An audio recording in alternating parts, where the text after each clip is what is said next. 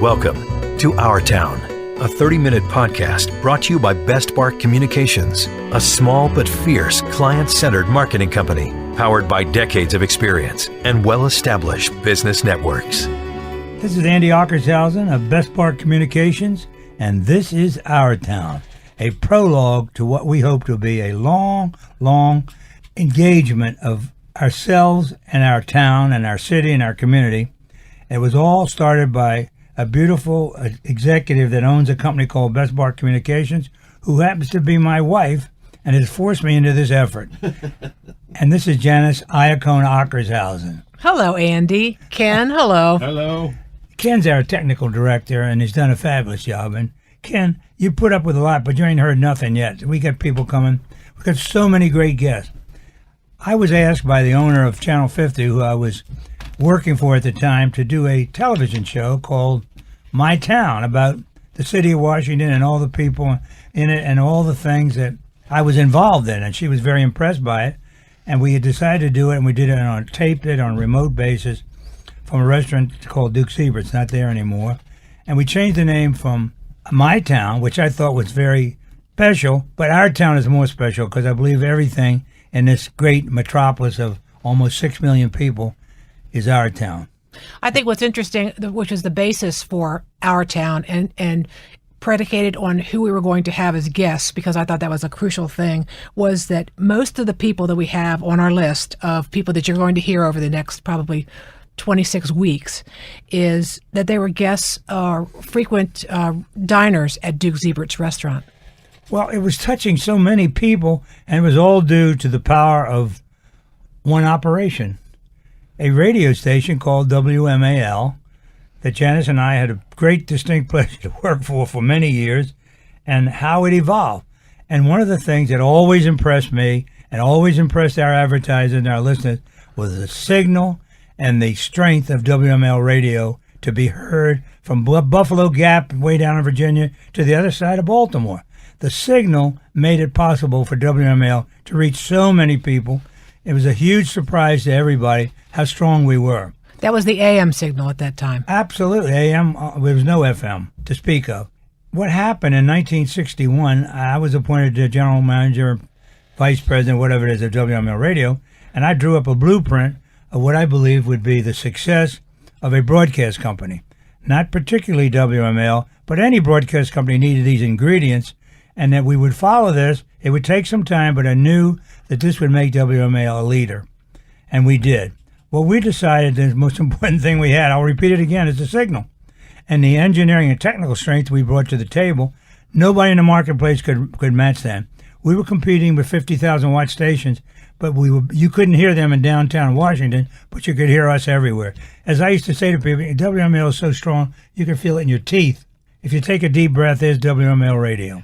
And to do that, we had some interesting people that worked for us on the air. The reason I came here was a man named Jim Gibbons was my boss, and I worked for him. He was a morning man, and he left and was replaced by a very famous talent named Bill Malone, who went to New York to be a national personality. And because they left, not at the same time, but almost, we had two guys doing a show in the evening on Saturdays called Franklin and Jackson, or Jacksons and Frank. It was a mixed-up hodgepodge. It was an ABC radio show. And we talked about it internally, and I talked to the general manager at the time and said, these two guys are special. And he agreed, and we put them on the morning show, and the rest was history. For over 30 years, the most powerful voice in the city in Washington was WMAL because of Hardin and Weaver. I knew because I was smart enough to read a lot about broadcasting. The strength of an AM station is a morning show. You had to have a strong morning show, and we had it. And everything else came after that. People like Trumbull and Core doing the afternoon show, a pair. Before that, it was Trumbull and Ed Meyer. Ed Meyer, Team for the Road. Mm-hmm. Then Tom Gager, who I heard on a radio station in Miami. And the Isle of Dreams. The wonderful Isle of Dreams. That station still exists. Tom was hired. Already on our staff was a music guy that was sensational named Felix Grant, who was so well known to the music aficionados that loved our radio station. And the other one was... Let me make a little footnote about Do Felix all you Grant. want. Watching all the Olympics activity in Rio brings back the fact that our own Felix Grant was who brought the bossa nova to the United States. Felix Grant introduced the girl from Ipanema, too, to our marketplace. And he had a partner named Tommy Gwaltney, and he had Gwaltney to bring back Antonio Carlos Jobim. Felix was also on an airplane from Sao Paulo to Rio de Janeiro, and it was hijacked. And Jackson Weaver had the funniest line of all. Jackson was so funny. He said that Felix Grant went up and told the pilot. They were out for 3 days. They were kept on this airplane. He said, "Look, I got to change my linen. I can't stay on." It's so funny. It's a true story. Only Jackson would come on.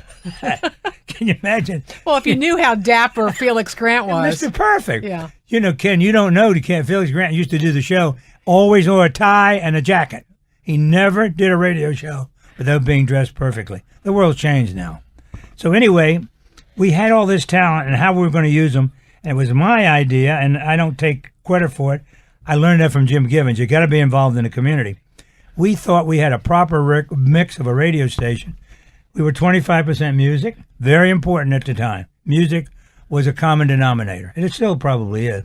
We had 25% news and information, one and the same, news and information. 25% of what we did. 25% of it was what we called outstanding talent. That was the announcers and names I just mentioned. And last but not least was 25% commercials. We were very proud of what we were doing. We considered commercials information, commercials important to the audience, very important that we move product. We asked our guys, don't read a commercial, sell a product. Take that piece of copy and do what you want with it. And Hardin and Weaver did it more successfully than anybody. Tom Gager with his, I'll never forget his key line buys. All of them were so great. Bill Mayhew, who did All Night. Bill was so important to the musicians in the marketplace that all worked till late. They'd get off work and tune on WMAL. He was huge with the military bands because they were all busy all the time, and they were all tuned to WMAL. So having these talents was so important to what we were. Then we decided we got to be involved in the community. I guess they got that from me because I learned that from the people I work for. Get involved in the community. Go to meetings. Remember, now they say it, but I was saying it then and didn't even realize it. Get up, get dressed, and get moving. And I tried to do it as many times a day as I could and many times a week. So Andy Ockershausen, host of Our Town, let's get back to why WMAL is so important to the concept of Our Town. It's because you, as the general manager, the 36 years you were here, the guests of Our Town really reflect on the community, on the politics, on the military, on the government, on the backyard, the neighborhood. Really, it was your relationships with all these people in all those categories that really made WMAL as great as it was. And really, that's the onus for why we're doing Our Town. What is Our Town all about? Well, you're very kind to say that, but there was a lot of us involved in it. And I would say enthusiastically involved. I used to say and tell the guy, we become many parts of our town. There's the federal city, which is the government, Uncle Sam, which is overpowering. The money that Uncle Sam spends, nobody in the world matches it. It's all, most of it's been here. Our neighborhoods were scattered and very important to certain sections of the city. And, you know, we were the backyard of a lot of important people, like the diplomatic corps. Think about the diplomatic corps we have in Washington, an enormous group of people, and the military, overwhelming. Military bases, military people. All of our talent, individually or collectively, got involved with some of these groups. Felix with the music group, he's talking about Brazil, and he took me to my first Brazilian party. I'd never seen anything like it in my life. I mean, it was Mardi Gras right here in Washington, or a carnival, what I couldn't believe it. And Felix had led us to so many things. And we were involved with the Leukemia Society. Amazing what we did with them and helped them raise money. Hardin Weaver with the Children's Hospital. Incredible. I think you will hear Frank Hardin on this podcast. Right. He never asked, nobody ever asked for money. Suddenly people started sending money. And it was because they wanted to do something with their money rather than just have a Christmas party. We got involved with something called the Bartender's Ball, which was one of my favorites, through a lot of people who were involved that were in the banking business. And the banks were very important to bartenders and to restaurants and saloons, because if they didn't have any money, they didn't have a bar. So they all went together. That was us. We were involved in all of these things. And a particular involvement that we had, which to this day is outstanding, is getting the contract for the Washington football Redskins. What a coup that was. There was a problem in this community. WMAL years ago had the Redskins broadcast. It was lost, and we made an effort to get them back. And we went down and made a full court press on, at the time, a guy named Leo Diorsi was he represented the ownership because they were fighting, and he gave us the permission to bid on the rights for the Washington Redskins football all the season. Then they were only playing 12 games and 2 or 3, I don't know, exhibitions. But I remember coming, the first contract was for $15,000 for the season. Wow. And the playoffs were thrown in if they ever got to the playoffs. I'm sure now, yearly, just the broadcast property is probably worth to an advertiser and certainly worth to a radio station, maybe $2 million for 20 games and whatever else goes on. So we were on the cutting edge of that. And as a fact, as Janice will tell you, how long's it been, Janie? Since they've been gone? Yes. I think since they left WMAL. What has happened to them since they left WMAL? Oh, they've not been in the final series of a playoff since they left They've WMAL. never went in a, do you believe that, since they left WMAL? It's all about chemistry. What WMAL, and you'll talk about this too, what WMAL did that no other radio station could do, in my opinion, because I lived through it with Andy, is that we expanded it from sports to entertainment to personalities to community, and everything that the Redskins did, we were a part of. There was a nun who was picking winners. A great story. Yeah, you can tell the story. No, you do it, babe. So she was picking against the odds makers as picking winners, and she was beating the odds makers. A nun at the Catholic school or church here, and we had her on as guest on the show. Glenn Grenner discovered her, but we work with other stations like that all the time. It was a real oddity. People were having fun with the Redskins. It was fun Sunday. It was more than sports. It was the diesel. We invented the diesel. What's his name? Bert Cohen. Bert Cohen, sitting where you are, came up with the diesel horn and started using it, and now it's a national thing. And we just got into it up to our elbows because, as Janice said, it was more than a sport. It was entertainment. It was Sunday. But with us, it was 5 days a week, 6 days, 7 days. We did Redskins every day. We had a Redskins countdown every year. We would count down from the very last day of the Washington Redskins played to the very first day of the next season. We'd count it down. I stole that idea from WNEW in New York. They had the Giants countdown. That's if they can have it, we can have it, right? It was so many days till the first Redskin game. And it was big. It was important to people. And we milked it. And the community involvement we had with our guys in the Redskins, I guess it's they have it now because they own the broadcast company. They're still a community property. And to us, I never in all the years, you, Janice, correct me if I'm wrong, never heard one single objection to the name Redskin. No. In all our years on WMAL. It was just a fact of life. This is our big, brave, fighting football team. That's the way we looked at it. And out of that relationship, you put together the voice of the Washington Redskins. How about that? The announcers at one time were just there with a color guy, and we made the broadcast much more than a broadcast of a football game.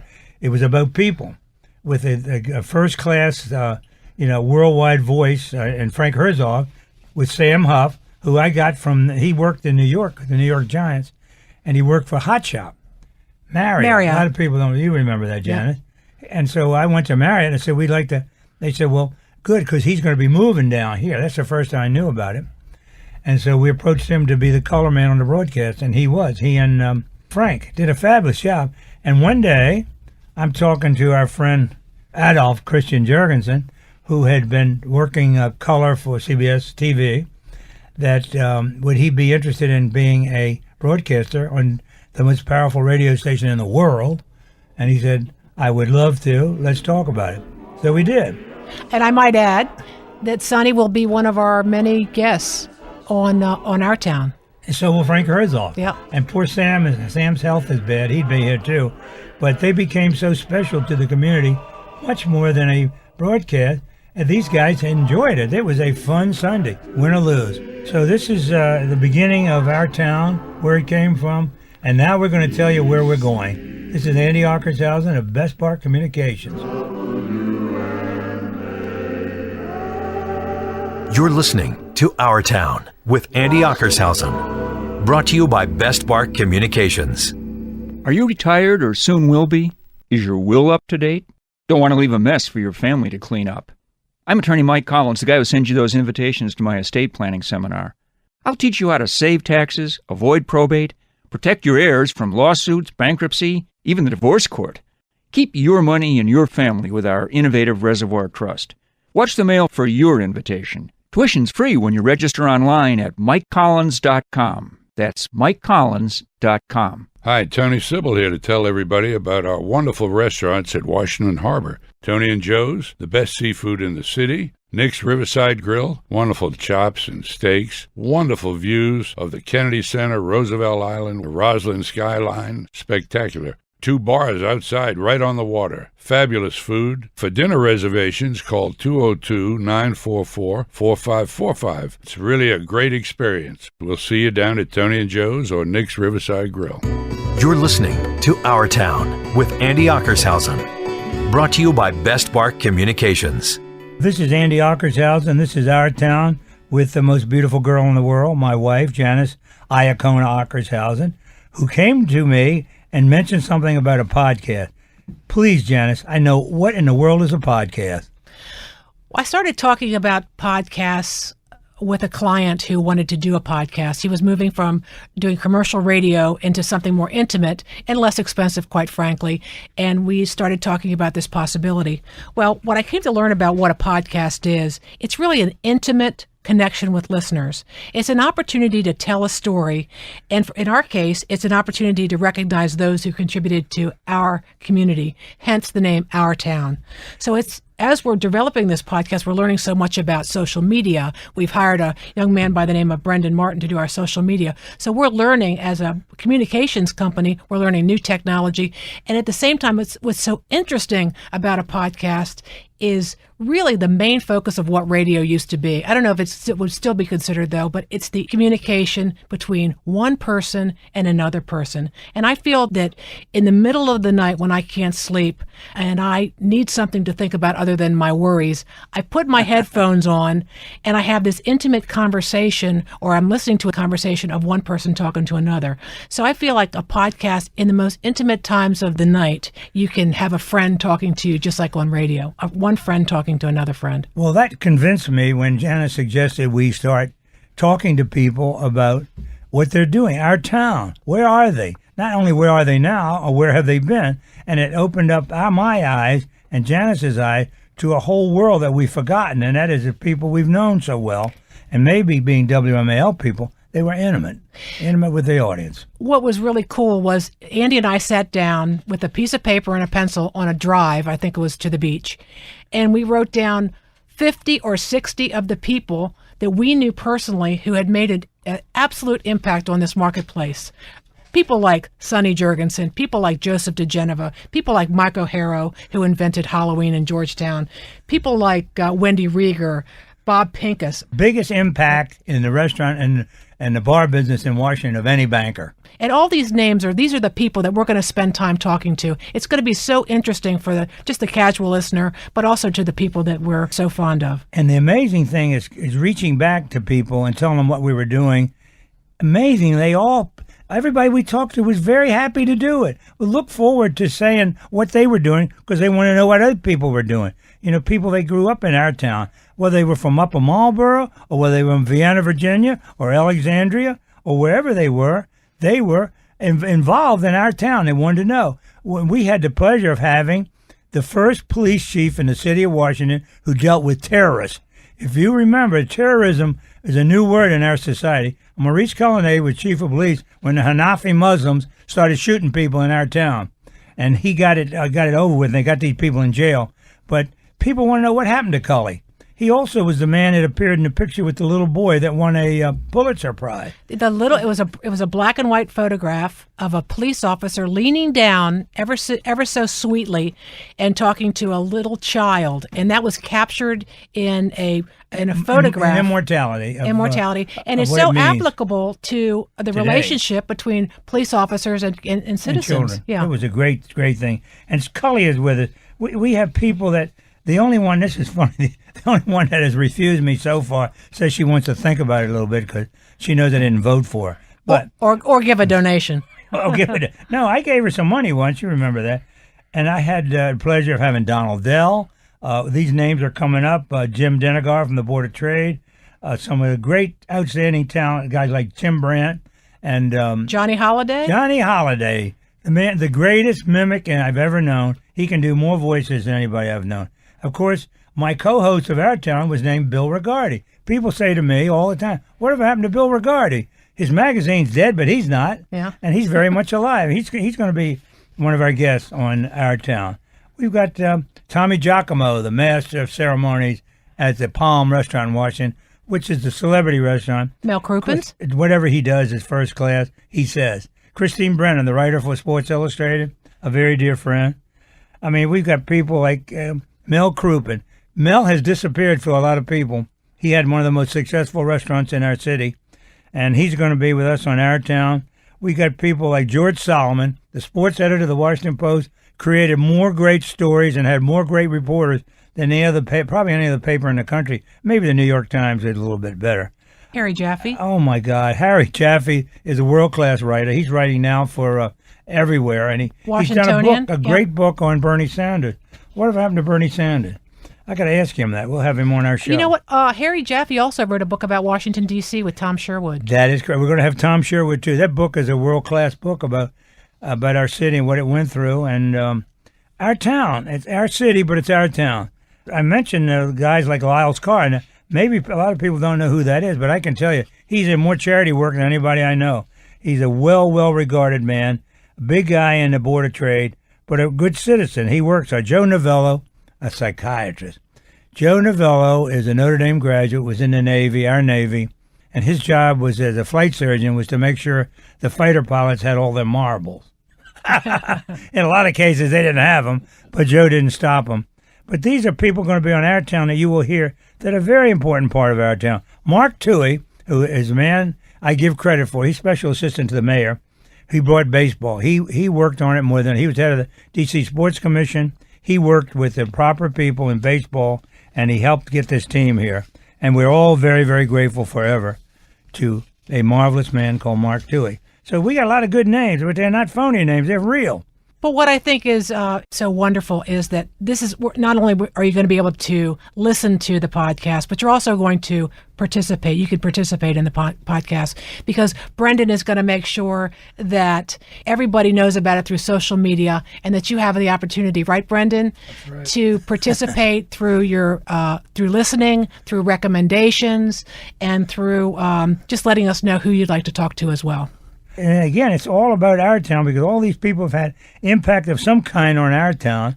And what we're looking for is an opportunity to tell you the story of what's coming up. Now, if I understand it, and my wife will correct me, these podcasts will always be there somewhere. Is that correct? Yeah, for those of you who are listening for the first time and don't really know what a podcast is, let me just give you a couple details. You can always access a podcast from your iPhone or from your computer on OurTownDC.com. That's OurTownDC.com. Once you put a podcast up, the podcast is up forever.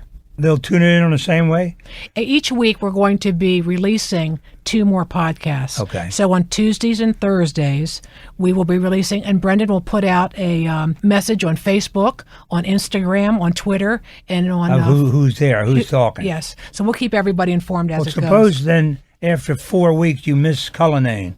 How do you get him? You just go back to the list, the podcast list, and you choose Cullinane. If you miss Tony Sybil, you go back and you listen to Tony Sybil. Well, how do you listen to it? How do you move it up? All you have to do is click on the button that says Tony Sybil Podcast. Where do you get the button? On your TV set? No, you get it on your computer. Oh, on a computer. computer. Here, let me show you. On the telephone? You got to show me because I will show this you is right not my now. generation, Johnny. Okay. And here's the funny part. We actually started the podcast with the adults 50 plus in mind because we figured, who in the world would want to listen to what we have to say who's under 50?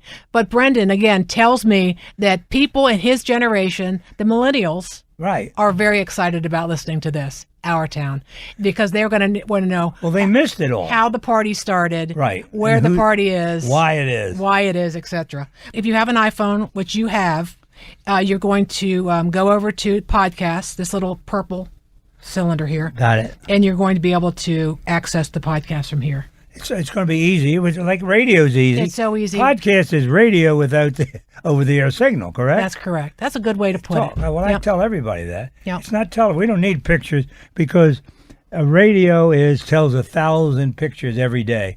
We paint pictures. That's what we do in broadcasting anyway. And we take That's you what back. we do. We're going to take you back to a time when our people that we've chosen, that Andy's handpicked for the podcast, Our Town, we're going to be able to take you back to that time. And you're going to be able to listen to the story right from the person who made the story or who had an impact on the story. And, thinking about some of the strange things that we've run into, how did Charlie Brotman get the job as the president's announcer?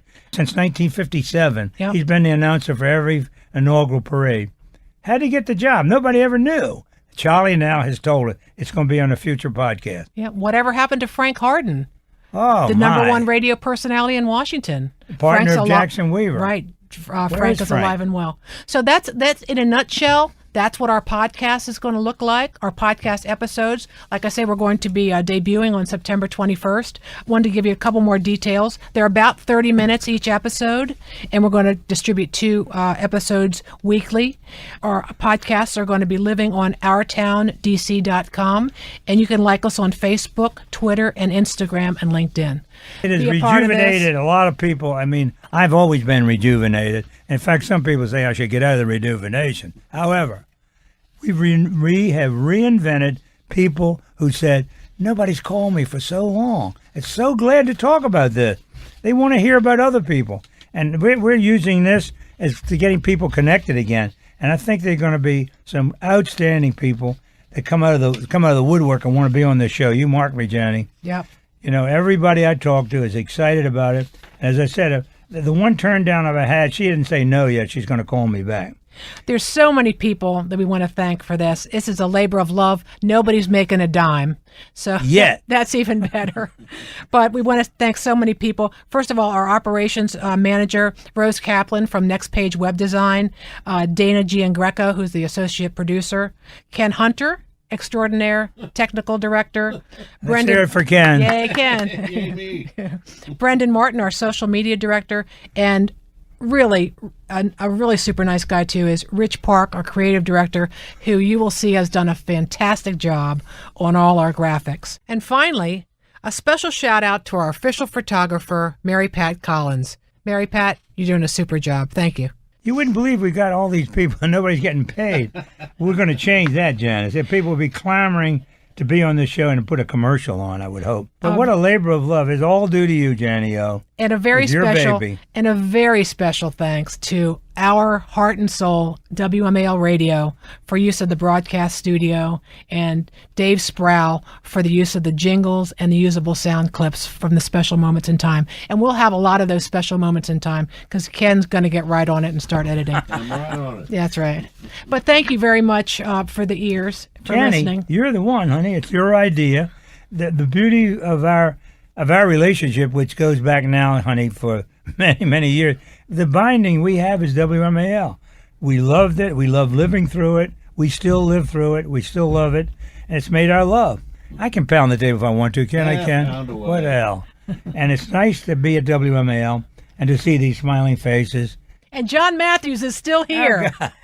I remember bringing John in as a kid when he was at Syracuse, and he said he wanted to be important in broadcasting, and he is. And we're just so happy to be here and happy to have it. And this is Our Town with Andy Ockershausen.